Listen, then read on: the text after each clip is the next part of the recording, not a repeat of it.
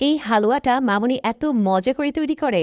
আমি যতবারই এই হালুয়াটা খেয়েছি না কেন আমার কাছে সবসময় এটা টেস্ট ইউনিক এবং স্পেশাল মনে হয়।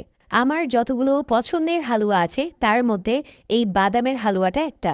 তো আমার মামুনির রেসিপিতে আজকে আপনাদের সঙ্গে শেয়ার করতে যাচ্ছি বাদামের স্পেশাল হালুয়া। এটা একবার যদি বাসায় রান্না করেন সেকেন্ড টাইম এটা আবারও রান্না করতে ইচ্ছা করবে। তো আর পেঁচাল পারবো না, শর্টকাটে এবং সহজভাবে রেসিপিটা আপনাদের সঙ্গে শেয়ার করবো কারো হৃদয় ফেরদৌস খান চ্যানেল মানে সহজ রেসিপি। প্রথমেই লাগছে আমার ১ কাপ পরিমাণ চীনা বাদাম। আমি যেটা করেছি তাওয়াতে সামান্য একটু ভেজে নিয়েছি। একদম মুচমুচে ভেজে নিতে হবে এমনটা কিন্তু না।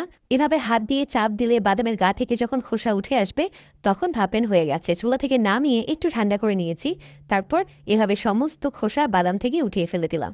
আমি ঝেড়ে নিয়ে একদম পিওর পিনাট পেয়ে গেছি।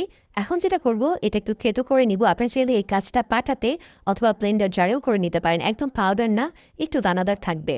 তো হয়ে গেছে। এখন আমি যেটা করব একটা প্যানের মধ্যে আমি নিয়েছি হচ্ছে তিল অথবা সেসিমি সিড, যেটাই বলেন না কেন 1/4 কাপ পরিমাণ মানে 4 টেবিল চামচ। চুলার মিডিয়াম আছে, এটাও 2 মিনিটের মতো টেলে নিয়েছি, হয়ে গেছে। আর এই পর্যায়ে আমি সমস্ত উপকরণ এখানে গুছিয়ে নিয়েছি। আর এভাবে করলে কিন্তু রান্নাটা করতে বেশি সময় লাগে না।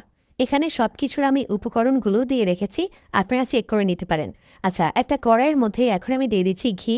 আমি এখানে 1/2 কাপ ঘি নিয়েছি, হাফ অংশটুকু দিয়ে দিলাম। তার সাথে দারচিনি, এলাচ, সাদা এলাচ আর হচ্ছে তেজপাতা দিয়ে কিছু সময় ভেজে নিব।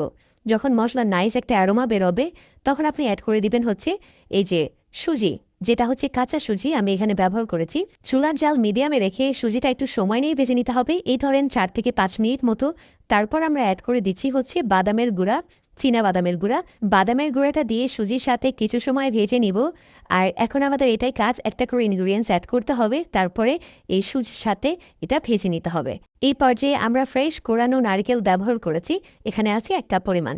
দিয়ে আবারও সুজির মিশ্রণের সাথে কিছু সময় ভেজে নিব, এই ধরেন 2 মিনিট মতো। তারপরে অ্যাড করে দিয়েছি হচ্ছে সেসেমি সিড অর্থাৎ তিল। তিলটা কিন্তু আমরা আগেও একটু ভেজে নিয়েছিলাম। যাই হোক, তিলটা অ্যাড করার পর আমরা দিয়ে দিচ্ছি হচ্ছে কিশমিশ, এখানে আছে 1/4 কাপ পরিমাণ। তো দিয়ে আবারও সব কিছু একত্রে এই 1 মিনিটের মতো একটু ভেজে নিয়েছি, মানে মিক্স করে নিয়েছি আর কি। এখন দিয়ে দিচ্ছি হচ্ছে চিনি, এখানে আছে 1 কাপ পরিমাণ। 1 কাপ সুজির জন্য 1 কাপ চিনি পারফেক্ট, তবে আপনারা আপনাদের টেস্ট মতো এখানে চিনি কিন্তু অ্যাড করতে পারেন। চিনি দিয়ে আবারও সুজির সাথে খুব ভালো মতো মিক্স করে নিচ্ছি।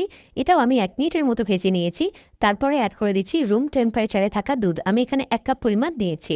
প্রথমে আমি 1/2 কাপ দুধ অ্যাড করে দিয়েছি, দিয়ে খুব সুন্দর করে সব কিছু মিক্স করে নিয়ে আবারও 1/2 কাপ দুধ আমি দিয়ে দিলাম।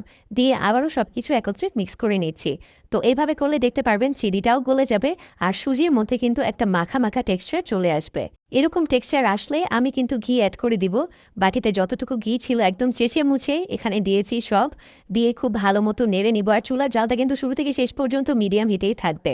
আমাদের স্পেশাল বাদামের হালুয়াটা কিন্তু একদমই রেডি। নামানোর আগে শুধু 1 টেবিল চামচ ঘি দিয়েছি, যাতে করে ঘিয়ের সেই স্পেশাল ফ্লেভারটা থাকে। আর এই যে দেখতে পাচ্ছেন কড়াই থেকে উঠে উঠে আসছে আর তেলটাও ছেড়ে দিয়েছে, তার মানে হয়ে গেছে। চুলা থেকে নামিয়ে নিচ্ছি। এই হালুয়াটা, বাদামের হালুয়াটা যখন একটু ঠান্ডা হয়ে যাবে, হাত সহ্য করে ঠান্ডা হয়ে যাবে, এই পর্যায়ে আমি হাত দিয়ে পাকিয়ে এটা হচ্ছে যে লাড্ডু শেপ দিয়ে নিচ্ছি। আপনারা কিন্তু আপনাদের মন মতো এটা কেটে নিতে পারেন অথবা বরফি শেপ করে নিতে পারেন। আবার এটা চাইলে কিন্তু ওই যে সাজে ফেলে এটা ডিজাইন